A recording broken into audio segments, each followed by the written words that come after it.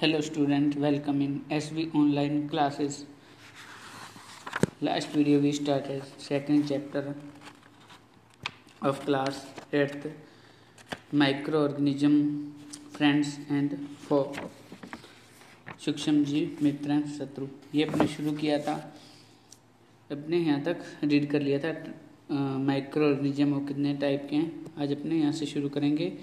Where do microorganism live, microorganism है वो कहाँ रहते हैं, इसके बारे में अपने डिस्कस करेंगे आज। तो देखिए शुरू करते हैं।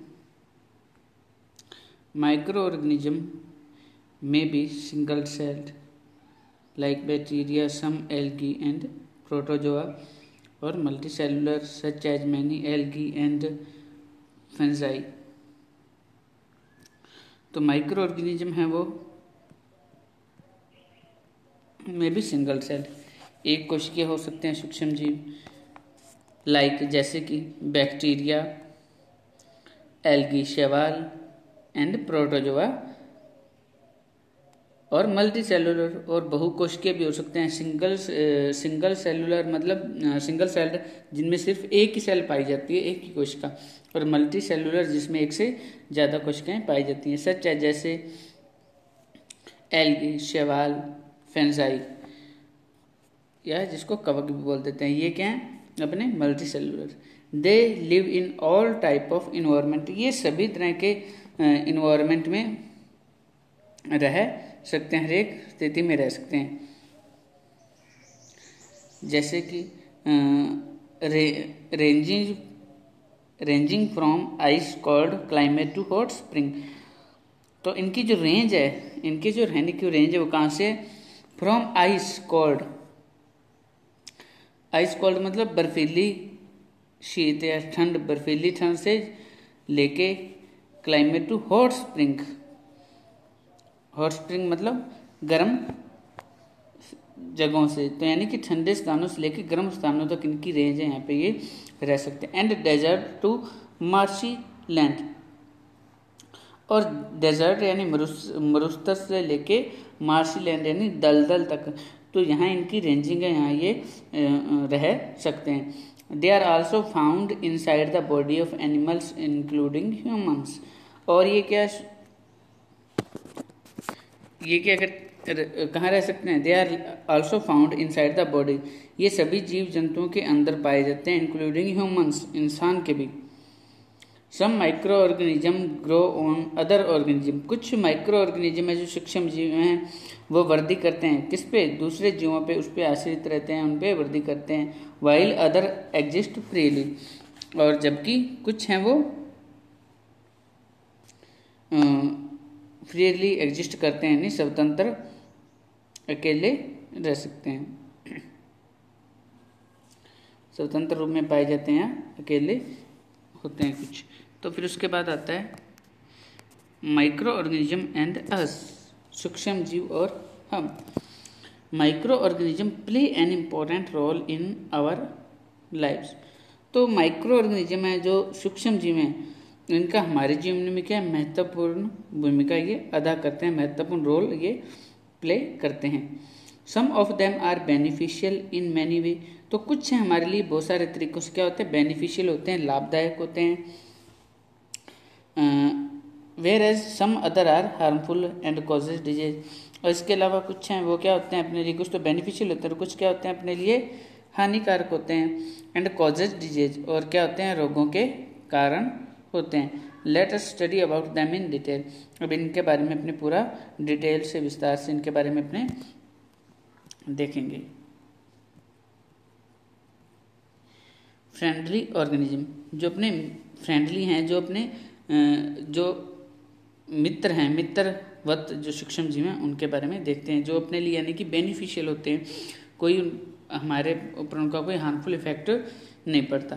Microorganism are used for various purpose, तो माइक्रो ऑर्गेनिज्म में सूक्ष्म जीव हैं ये विभिन्न पर्पज के लिए, बहुत सारे कामों के लिए ये काम आते हैं, उपयोग में आते हैं हमारे लिए। They are used in the preparation of curd, bread and cake, दही बनाने के, ब्रेड बनाने के और केक बनाने के काम ये आते हैं। Microorganism have been used for the production of alcohol. और माइक्रो ऑर्गेनिज्म और किसके काम आते हैं? ये एल्कोहल यानी कि शराब बनाने के, उसके काम में भी ये आते हैं micro organism.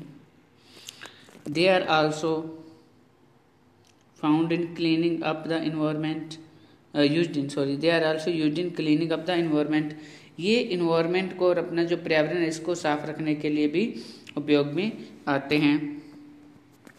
For example the organic waste है जो कार्बनिक अपशिष्ट है, जैसे कि वेजिटेबल पील, सब्जियों के छिलके हो गए, रिमेन्स ऑफ एनिमल्स, जानवरों के, एनिमल्स के अवशेष हो गए, रिमेन यानी अवशेष, और फेसेस यानी मल।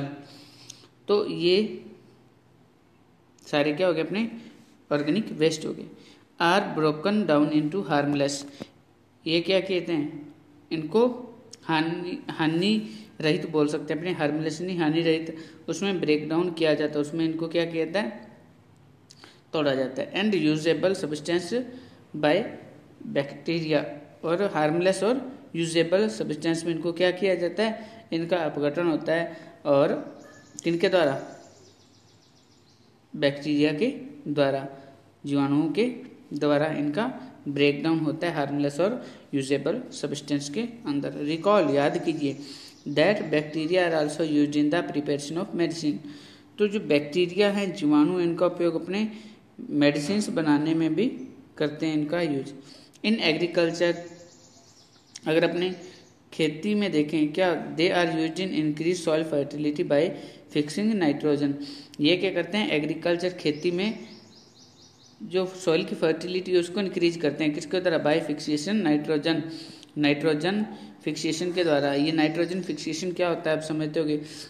फिक्सेशन होता है स्थिरीकरण, जिसको बोल देते हैं, हिंदी बोल देते हैं इसको स्थिरीकरण, फिक्सेशन।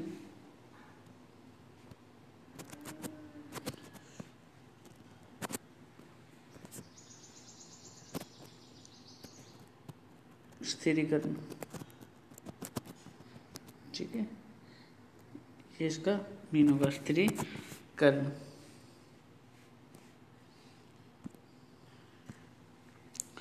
तो ये होता क्या है नाइट्रोजन फिक्सेशन? आपने देखा होगा अपने इन्वायरमेंट में लगभग 78% क्या है? नाइट्रोजन है। कितनी है? 78%। तो ये डायरेक्ट है, पौधे इसको सीधा इस फॉर्म में नहीं ले सकते जिस फॉर्म में ये अपने इन्वायरमेंट के अंदर, एयर के अंदर प्रेजेंट होती है। तो जब बैक्टीरिया होते हैं सॉइल के अंदर, वो क्या करते हैं? इसको यूजेबल फॉर्म में, यानी कि प्लांट्स इसको ले पाएँ उस फॉर्म में इसको क्या करते हैं? ये कन्वर्ट कर देते हैं बैक्टीरिया। उसी को बोलते हैं नाइट्रोजन को यूजेबल फॉर्म में कन्वर्ट करना। नाइट्रोजन को यूजेबल फॉर्म में कन्वर्ट करना क्या कहलाता है? नाइट्रोजन फिक्सिंग कहलाता है, स्थिरीकरण कहलाता है। फिर उसके बाद making of curd and bread. तो दही और ब्रेड है, उनका बनाना कैसे बनते हैं? ये है learn in class 7th that milk turned into curd by bacteria. तो जो मिल्क है वो किसमें बदल जाता है? कर्ड में, दही के अंदर, बैक्टीरिया के द्वारा। अपने दही के अंदर भी क्या होता है? कुछ बैक्टीरिया पाए जाते हैं, अपने उनको नंगी आंखों से नहीं देख सकते। उनको देखें किससे? उनको देखा जा सकता है माइक्रोस्कोप के द्वारा। अगर माइक्रोस्कोप से अपने कर्ड के दही को देखेंगे, दही को, तो उसमें कुछ बैक्टीरिया प्रेजेंट होंगे, अपने को दिखेंगे। फिर आगे देखिए, curd contain several microorganism. तो दही होती है, इसमें बहुत तरह के क्या माइक्रो ऑर्गेनिज्म प्रेजेंट होते हैं। ऑफ दिस द बैक्टीरियम, तो बहुत तरह के इसमें होते हैं बैक्टीरिया, जैसे lactobacillus promotes the formation of curd. तो दही के अंदर कौन सा बैक्टीरिया पाया जाता है? आ जाए पूछ लें तो कौन सा पाया जाता है? लैक्टोबैसिलस। लैक्टोबैसिलस होता है जो क्या बनाता है? दूध से दही को बनाता है। It multiply in milk and convert into curd. तो ये कहते हैं मल्टीप्लाई होके मिल्क में, और किसको, दही को मिल्क को कन्वर्ट कर देते हैं दही के अंदर, ठीक है, दही में कन्वर्ट कर देते हैं। फिर देखिए आगे, bacteria are also involve in the making of cheese, और किसमें बनाने के काम आते हैं, पनीर बनाने के काम आते हैं चीज़, पिकल अचार बनाने के, मैनी अदर फूड आइटम, और भी बहुत सारे फूड आइटम हैं उनको बनाने के ये काम आते हैं। एन इम्पॉर्टेंट इंग्रेडिएंट ऑफ रावा, और रावा जो सूजी, इसका भी एक क्या महत्वपूर्ण ये इंग्रेडिएंट संगठक है। इडली, और उसके बाद है बतुरास, तो इनके क्या ये इंग्रेडिएंट है एक कर्ड, जो दही।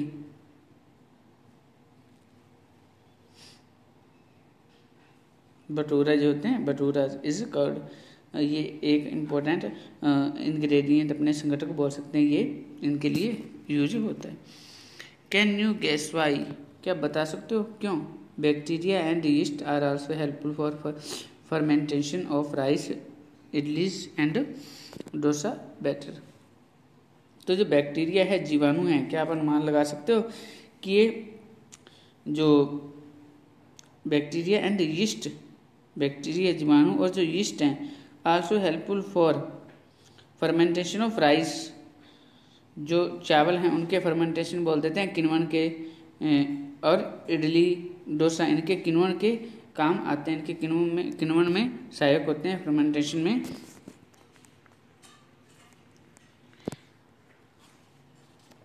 उसके बाद देखिए एक्टिविटी 2.3 देखिए, टेक हाफ केजी फ्लोर, आटा और मैदा, आधा कप अपने क्या लेंगे, सॉरी हाफ केजी लेंगे, आटा लेंगे इसका, या मैदा ले लेंगे, एंड सम शुगर, कुछ चीनी लेंगे, and mix with warm water, इसको गर्म पानी के साथ क्या करेंगे, गर्म पानी के साथ मिक्स कर देंगे। Add a some amount of yeast powder, इसमें कुछ अपने ईस्ट पाउडर है वो डालेंगे, and need to make a soft dough, और क्या करेंगे, उसको गूंथ लेंगे, मिला के उसको क्या करेंगे, अपने गूंथ लेंगे।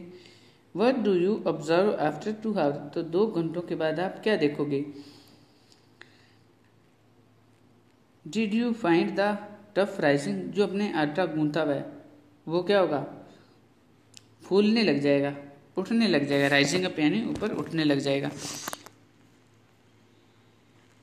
यीस्ट रिप्रोड्यूस रैपिडली, तो यीस्ट होता है जो, ये क्या होता है, जो बहुत तेजी से रिप्रोड्यूस करता है जनन करके, and produce carbon dioxide during respiration, और श्वसन के दौरान क्या करता है, कार्बन डाइऑक्साइड गैस है उसको प्रोड्यूस करता है। Bubbles of gas fill the dough and increase its volume, और जो बुलबुले होते हैं वो क्या करते हैं, गैस के जो डफ है, गूंथा हुआ आटा है, उसमें वो जगह ले लेंगे, एंड इंक्रीज इट्स वॉल्यूम, और इसका जो वॉल्यूम है, इसका आयतन है, उसको बढ़ा देते हैं। This is the basis of use of east in the baking industry for making bread, pastries and cakes, तो इसी का ईस्ट का जो प्रयोग है अपने ज़्यादा किया जाता है, इसमें ब्रेड, पेस्ट्री और केक बनाने में। फिर उसके बाद आता है commercial use of micro organism, तो वाणिज्य के उपयोग में अपने कह सकते हैं, व्यापार के रूप में इनका माइक्रो ऑर्गेनिज्म का किस तरह से उपयोग किया जाता है, कैसे ये सहायक हैं। Microorganisms are used for large scale production of alcohol, तो बड़े पैमाने पे एल्कोहल, शराब का निर्माण करने के लिए, वाइन एंड एसिटिक एसिड, जिसको अपने बोल देते हैं एसिटिक एसिड, विनेगर, इनके निर्माण के लिए बड़े पैमाने पे उपयोग इनका किया जाता है। East is used for commercial production of alcohol and wine, और ईस्ट का प्रयोग किस में किया जाता है, कमर्शियल प्रोडक्शन, जैसे कि अल्कोहल एंड वाइन, अल्कोहल और शराब के निर्माण में इसका प्रयोग किया जाता है। For this purpose yeast is ground on natural sugars present in grain like Bareilly, wheat, rice, crushed fruits, juice etcetera. तो इसी पर्पज के लिए जो ईस्ट है is grown on natural sugar, natural sugar जिसको बोलते थे अपने प्राकृतिक शर्करा उसमें, और present in grain like Bareilly, अनाज जैसे जौ हो गए, वीट गेहूं हो गया, राइस चावल हो गए, और क्रश्ड फ्रूट जूस और फलों के रस, इनमें ये क्या है प्रेजेंट रहता है। एल्कोहल एक्टिविटी, एल्कोहल नहीं सॉरी यीस्ट।